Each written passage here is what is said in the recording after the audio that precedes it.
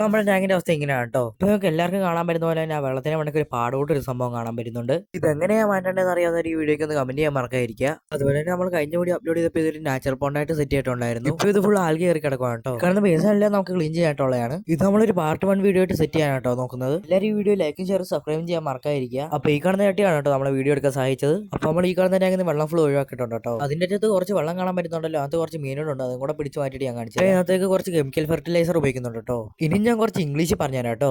Greece in crop field, അതുപോലെ തന്നെ easy to available grease acidity of the soil. എല്ലാവരും പേടിച്ചൊന്നും പോകണ്ട, ഞാൻ ഗൂഗിളിൽ നോക്കി പറഞ്ഞു തന്നെയാണ്, അല്ലാതെ എനിക്കൊന്നും അറിയത്തില്ലായിരുന്നു. അതുപോലെ തന്നെ നമുക്ക് കുറച്ച് മണ്ണിന്റെയും കൂടെ ആവശ്യമുണ്ട് കേട്ടോ. അതുകൊണ്ട് നമുക്ക് ചട്ടി ഇടാൻ കുറച്ച് മണ്ണും കൂടെ എടുക്കാം. അപ്പൊ നമ്മൾ ചട്ടിയിലേക്ക് ഇടാൻ 1/2 ബക്കറ്റ് മണ്ണാണ് കേട്ടോ എടുത്തേക്കുന്നത്. അപ്പൊ ഈ കാണുന്ന ചട്ടിയിലോട്ട് നമ്മൾ ഇത്ര മണ്ണ് മാത്രം എടുക്കുന്നുള്ളൂ കേട്ടോ.